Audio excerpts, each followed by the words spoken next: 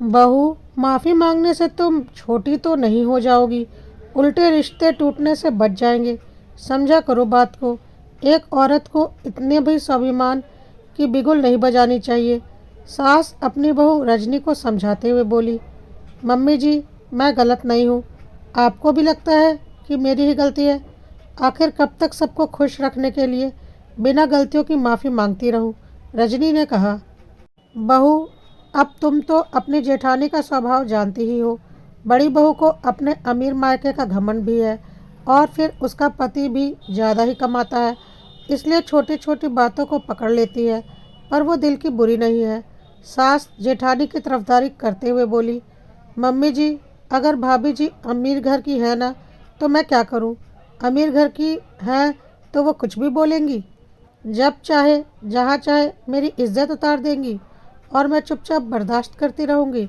इस बार चाहे कुछ भी हो जाए, मैं झुकूंगी नहीं, कहकर रंजनी अंदर कमरे में जाने लगी। भाभी, भगवान के लिए आप तो समझो। बड़ी भाभी सिर्फ ज़बान की तेज़ हैं, पर दिल की बुरी नहीं है। देखो कितनी आराम से उन्होंने परिवार को संभाल रखा है। माँ की सेवा करती हैं, सारे खर्चे करती हैं, यहाँ तक कि आप लोगों की मदद भी कर देती हैं। ऐसे इंसान के लिए थोड़ा झुकने में क्या हर्ज है? ननंद ने भी कहा। दीदी, सबसे ज़्यादा घाव तो ज़बान ही देती है। वो तो भाभी जी की कभी कंट्रोल में रही ही नहीं।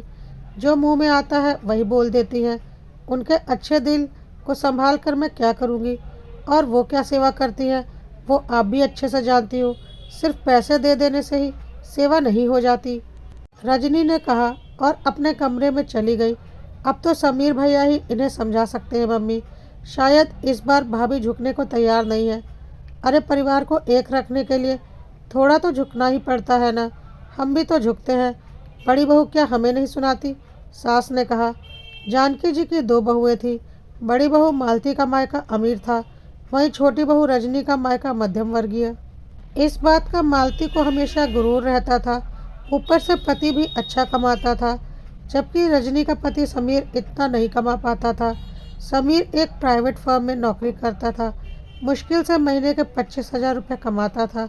9 से 5 वहाँ नौकरी करने के बाद वो अपने बड़े भाई की दुकान पर मदद कर दिया करता था, जबकि बड़े भाई मनीष की कपड़ों की दुकान थी, जो बहुत अच्छी चलती थी। शाम को 5 बजे के बाद दुकान में काफ़ी भीड़ रहती थी। समीर के कारण भी मनीष को काफ़ी मदद हो जाती थी। इस कारण मनीष समीर को हर महीने कुछ ना कुछ पैसे दे दिया करता था, लेकिन समीर पैसे लेने की जगह मनीष को उसमें और पैसे मिलाकर घर खर्चे के लिए ही दे देता था। इसलिए जब घर खर्च के सारे पैसे मनीष निकाल कर देता था, तो सबको यही लगता था कि समीर और रजनी का खर्चा भी मनीष ही उठा रहा है, और इस कारण मालती को बोलने का मौका मिल जाता था, पर वो मनीष के सामने कुछ नहीं कहती थी। इस कारण से मनीष और समीर को इस बारे में कुछ पता भी नहीं था। रजनी भी समीर से ज़्यादा कुछ नहीं कहती, बस चुपचाप रोकर रह जाती थी। आज भी बात कुछ नहीं थी। महीने के आखिरी दिन चल रहे थे। ऊपर से इस बार सत्यनारायण की पूजा और ननंद का अपने बच्चों के साथ आगमन हो गया, तो जाहिर सी बात है राशन का सामान खत्म हो गया था। अब सामान हमेशा मालती ही मंगवाती थी, इसलिए रजनी ने मालती से जाकर कहा, भाभी जी, रसोई का राशन खत्म हो गया है, तो आप राशन का सामान मंगा दीजिए ताकि मैं खाना बना दूं। अरे, इतनी जल्दी राशन कैसे खत्म हो गया? अभी तो महीना भी खत्म नहीं हुआ, मालती ने उल्टा सवाल कर दिया। भाभी, इस बार सत्यनारायण की पूजा हुई थी, फिर मैं भी मेरे बच्चों के साथ आई हुई हूँ, तो राशन तो उठेगा ही ना, ननंद ने कहा। उस वक्त तो मालती ने कुछ नहीं कहा और राशन मंगा लिया, लेकिन राशन आने के बाद उसे रसोई में रजनी के पास ले जाकर रखते हुए बोली, अब कम से कम ध्यान से इस्तेमाल करना, मुफ्त में नहीं आता है ये सामान। एक तो पैसे कोई देता नहीं, सबको मुफ्त में खाने की आदत पड़ी हुई है, ऊपर से सामान भी। सुनकर रजनी को बिल्कुल भी अच्छा नहीं लगा। उसने उसी समय पलट कर कहा, ऊपर से सामान भी क्या भाभी जी? आप कहना क्या चाहती हैं? खुलकर कहिए। मैं अकेले तो नहीं खाती हूँ ना इस घर में। देखो रजनी, मेरा मुंह मत खुलवाओ, आखिर बर्दाश्त की भी एक हद होती है। नहीं भाभी जी, खुलकर कहिए, क्या बर्दाश्त कर रही हैं आप? जरा मैं भी तो जानूं। यही कि राशन का सामान इतनी जल्दी कैसे ख़त्म हो जाता है? गरीब घर की होना कहीं हमसे छुपा छुपा कर अपने मायके तो नहीं भेज रही हो? बस भाभी जी, कुछ भी कहे जा रही हैं आप, जो मुंह में आ रहा है।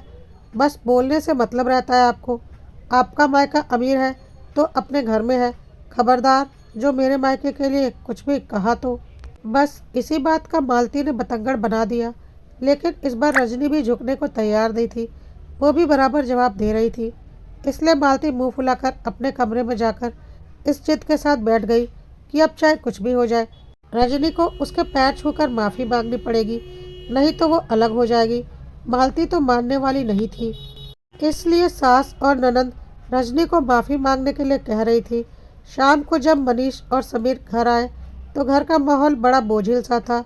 जब उन्होंने पूछा तो मालती रोते हुए अपने कमरे से आई और आधी अधूरी बातें कह सुनाई।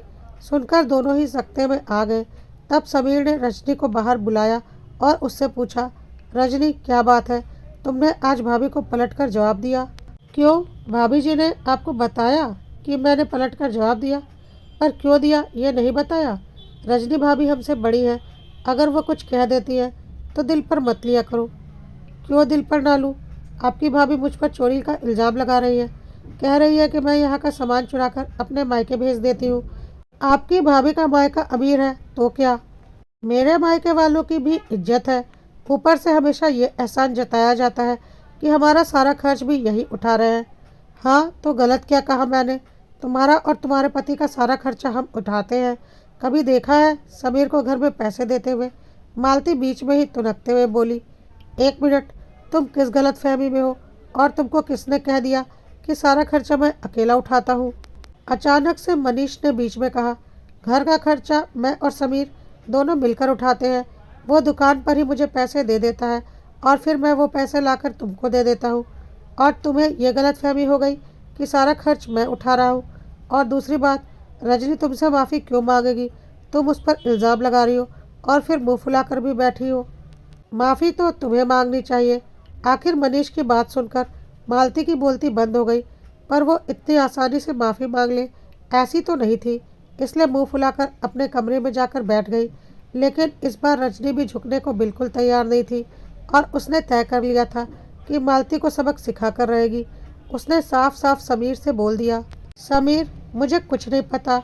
हम दोनों इस घर की बहू हैं तो हम दोनों के हक और फ़र्ज बराबर के होने चाहिए, ना कि एक महारानी बनकर बैठी रहे और अपने अमीर मायके का रौब दिखाती रहे और दूसरी दिन भर घर के सारे काम करती रहे।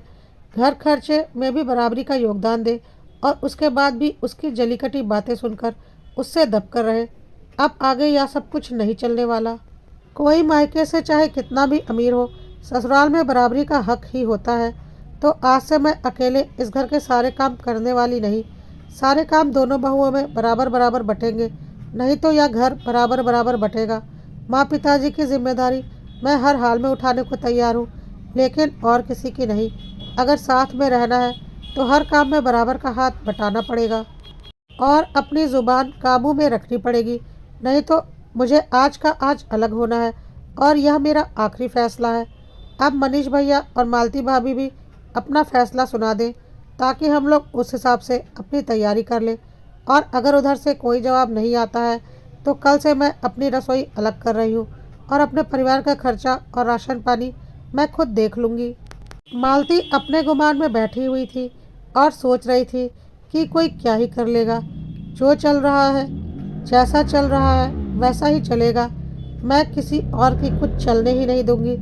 लेकिन इस बार रजनी ने पूरे घर में तहलका मचा दिया और साफ साफ बोल दिया, या तो ऊपर वाला फ्लोर किराएदारों से खाली करवाकर हमें वहाँ शिफ्ट करो, या तो हम लोग यह घर छोड़कर जा रहे हैं। और अगर साथ में रहना है तो मम्मी जी, पापा जी, आप अपनी बड़ी बहू को काबू में रखो। सास ससुर को बहुत अच्छे से पता था कि बड़ी बहू मालती किसी भी कीमत पर झुकने वाली नहीं है और अगर रजनी और समीर उस घर से चले गए तो उन्हें एक कप चाय मिलनी भी मुश्किल हो जाएगी।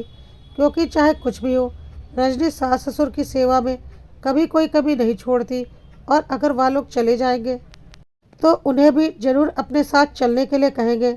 लेकिन यह सास ससुर का खुद का बनाया हुआ घर है तो वह अपना घर छोड़कर क्यों जाएंगे? और उम्र के इस पड़ाव में खुद से रसोई घर संभालना रजनी के सास के बस की बात नहीं थी और उन्हें बहुत अच्छे से पता था कि मालती को कोई फर्क नहीं पड़ेगा। वह अड़ियल की तरह इस घर में ही रहेगी और कोई काम भी नहीं करेगी और सास के ऊपर सारा काम आ जाएगा। इसलिए सासू माँ ने रजनी से बोला, बेटा कुछ दिन सब्र कर ले मेरी बात मानकर, क्योंकि किराएदारों को एकाएक बोलकर मकान खाली नहीं करवाया जा सकता। मैं उन्हें आज बोल देती हूँ कि महीने भर के अंदर मकान खाली कर दे। महीने भर तू जैसे तैसे गुजार ले, फिर तू ऊपर वाले फ्लोर पर शिफ्ट हो जाना। तू इस घर की बहू है और तेरा बराबर का हक है। मैं भी समझ रही हूँ कि बुढ़ापे में हमारी सेवा कौन करने वाला है, इसलिए अब मैं बड़ी बहू के गलत कामों में उसका बिल्कुल साथ नहीं देने वाली। हम दोनों को तुम्हारी ज़रूरत है। हमारे जीते जी हमारे किसी बच्चे को यह घर छोड़कर जाने की ज़रूरत नहीं। आज से मैं बंटवारा करती हूँ। ऊपर का फ्लोर तुम्हारा रहेगा और नीचे का फ्लोर मनीष और मालती का। और हमारा कमरा क्योंकि नीचे ही है, तो जब तक हम जीवित हैं अब अपने कमरे में ही रहेंगे और अपना कमरा किसी कीमत पर नहीं छोड़ने वाले। जिसे जो सोचना है सोचे। रजनी को जब सासू माँ ने आश्वस्त कर दिया तो वह 1 महीने के लिए रुकने को तैयार हो गई, लेकिन इस शर्त पर कि 1 महीना वह मालती और उसके परिवार के लिए कोई काम नहीं करने वाली। रजनी रसोई में काम करती थी, लेकिन खाना सिर्फ अपने परिवार और सास ससुर के लिए बनाती थी। 1-2 दिन तो मालती ने अपने परिवार के लिए खाना बनाया। उसके बाद उसे समझ में आ चुका था कि उसकी अकड़ ने उसे बुरी तरह से फंसा दिया है, क्योंकि उसके बस का था ही नहीं कुछ काम कर पाना। रजनी अब चुन चुन कर सिर्फ अपने परिवार से संबंधित काम करती थी। यह उसका बड़प्पन था कि सास ससुर की सारी जिम्मेदारी उसने अभी भी ले रखी थी, नहीं तो मालती की औकात पता चल जाती। 1 महीने बाद किराएदार ने मकान खाली कर दिया और रजनी अपने परिवार के साथ ऊपर के फ्लोर पर शिफ्ट हो गई। दोनों भाइयों को पता था कि गलती किसकी है, इसलिए किसी ने कुछ नहीं बोला और उनका आपस में पहले जैसा ही व्यवहार बना रहा। पर दोनों देवरानी जेठानी की बोलचाल हमेशा के लिए बंद हो गई। मालती अभी भी चाहती थी कि मनीष समीर को दुकान के काम से हटा दे, लेकिन मनीष को पता था कि समीर ने दुकान को किस तरह से संभाल रखा है और वह किसी और के ऊपर भरोसा भी नहीं कर सकता। इसलिए उसने साफ साफ मालती से बोल दिया था कि बिजनेस के मामले में वह अपना दिमाग न लगाए और समीर को जो पैसे मनीष दुकान में काम करने के लिए देता था वह पैसे मनीष अब लाकर रजनी के हाथों में रखता था, जिससे वह घर खर्च चलाती थी। मालती की सारी अकड़ अब जा चुकी थी।